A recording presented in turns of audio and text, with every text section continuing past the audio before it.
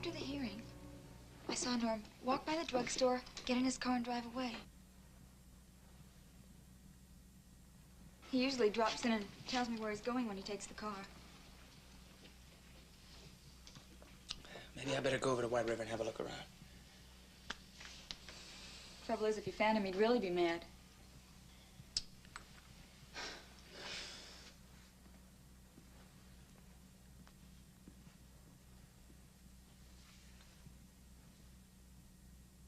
How's the garage going? Okay. Well, at least it's making enough to pay the taxes anyway. I guess that wasn't a very good subject. Can't think of anything else to ask you about it. Rita, he'll be all right. Rod, why didn't he come to me instead of just running off like that? I mean, what's the point of having a wife if she does...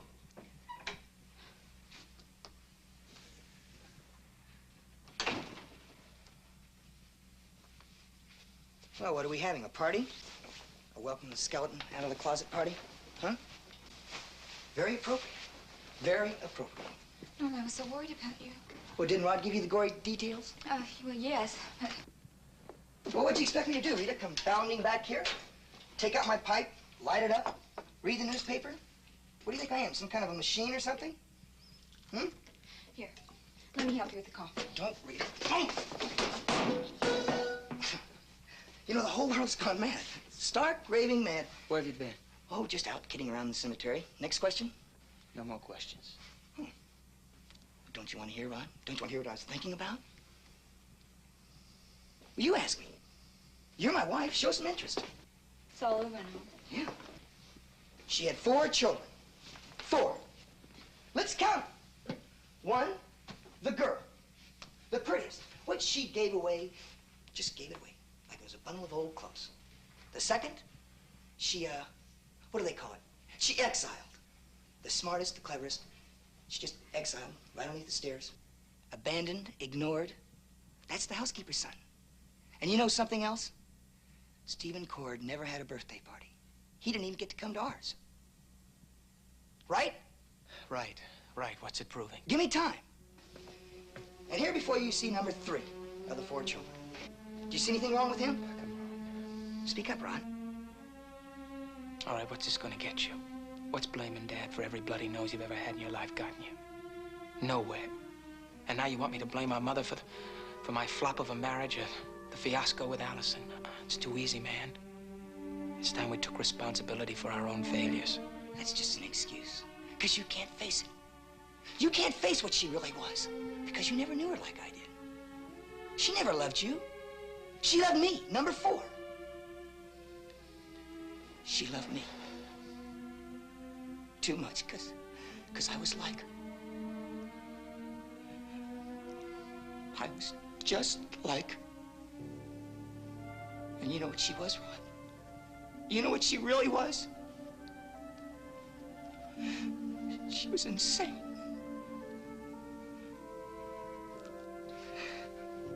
See it as clear as day. Our mother was out of her mind. Listen, Norman, she might have been strange. Oh, yeah, that's the understatement of the year, isn't it? She was our mother. So where's that leave us? It leaves us right here. You're kidding. We haven't changed. We're her sons.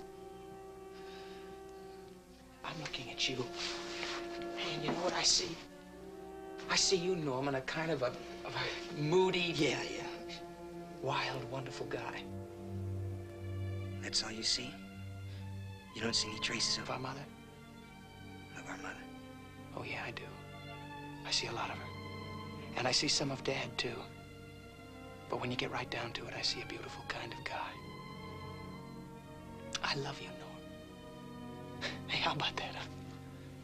One son of Leslie Harrington and Catherine Peyton loves another son of Leslie Harrington and Catherine Peyton. The monster boys in love and war, huh? Give me time, Rod. Will you give me time, too, huh? A lot of your time. You take care of your husband, Rita. I will. Hey, Norm. Be tough, huh?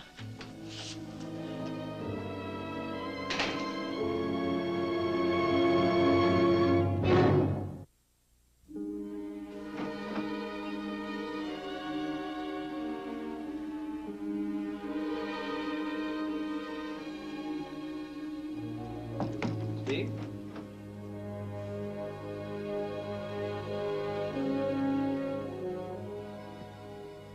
Betty. Oh, I was just leaving. Look, you want to ride home? No, that's all right. What is it? What's wrong? It's been a long day, Mike. Well, where's Stephen? I'll leave a note saying you dropped by. Where is he? Dr. Rossi came to see you. About what? Well, I was going to buy him a drink. Oh, Mike, I'm so frightened. He wouldn't talk to me after the hearing. He told me to take a cab home, nothing more. Well, Betty, sometimes a man needs a little time before he can talk about the thing that hurts him deeply. Well, I wasn't asking him to be logical or reasonable about it, but something. Something instead of that horrible silence. Maybe I better buy you that drink, huh? What would I ever do if he did something to himself? Betty, don't think like that. Stephen wouldn't do anything like that. Your husband's a very strong man. But when you find out that your mother isn't really your mother after 28 years, you have to be more than strong. He is more than strong. You love him, and he knows that. Maybe he doesn't know how much. He does. Now, come on. Come on, let me take you home. No, I'd rather stay here. If he does come home at all tonight, he'll come here. Betty, listen to me. Don't try and corner him now. When he's ready, he'll come to you. Come on now. All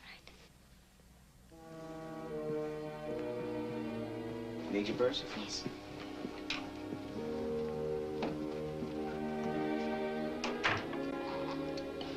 That's the sweetest baby in the whole wide world.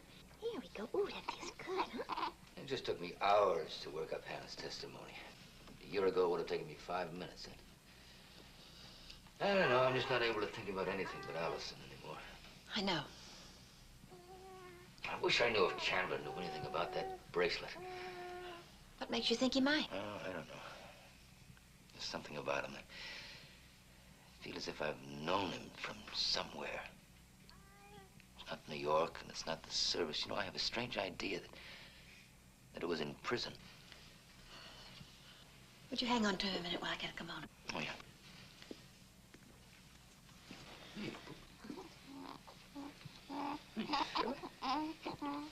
Did anything happen that I don't know about?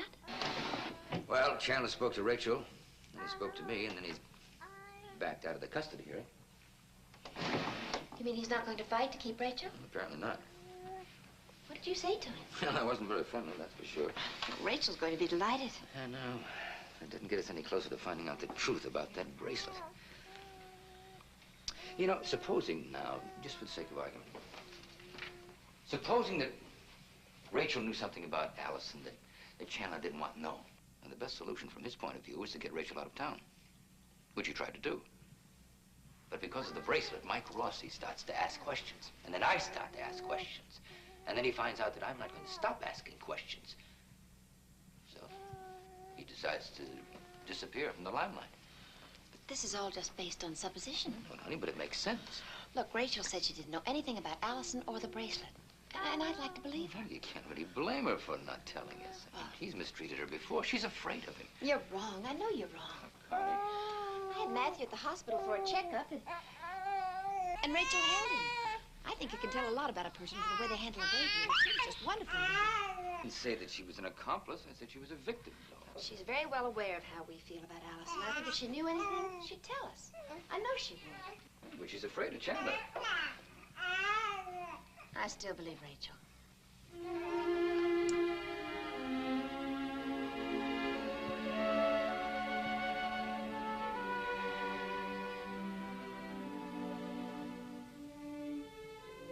Norm.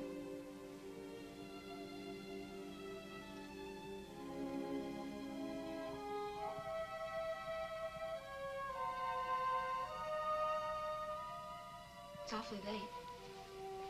I know.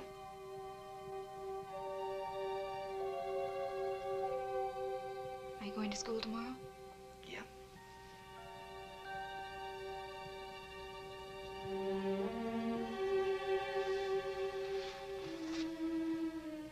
Don't you think you better get some sleep? Rita, I can't turn off my mind like a TV set. Well, at least just come in and lie down in bed then. It gets lonely in there. Well, you better get used to it.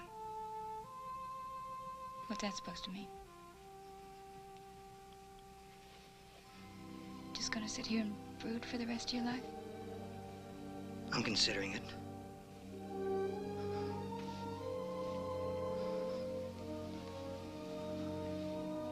Norm, I love you. Don't, Rita. Don't. I can't help it. Please try. Why? We don't need the rest of them. What's it matter to us what happened 3 million years ago? Because it does. Why? It didn't happen 3 million years ago. It matters because it was my mother. Well, Norm, all the same. It's not all the same.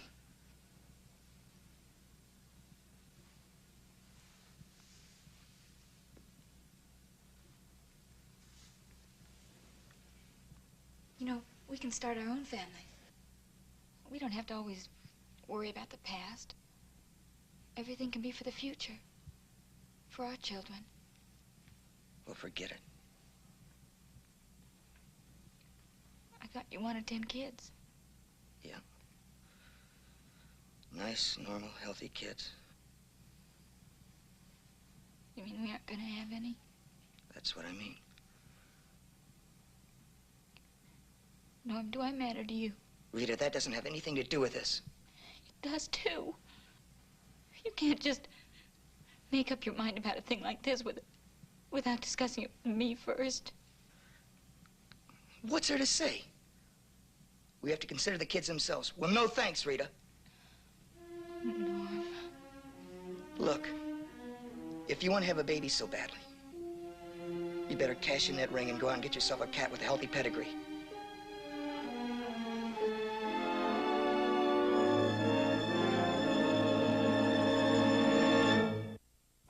Preview from the continuing story of Peyton Place. I can fight him, and I can win. I want to give you so much. Don't, Stephen. Don't pretend it's for me. And you've been honest with me so far. Every word and accord said on that stand you knew about. All these years you've known it. And you used it to manipulate people's lives.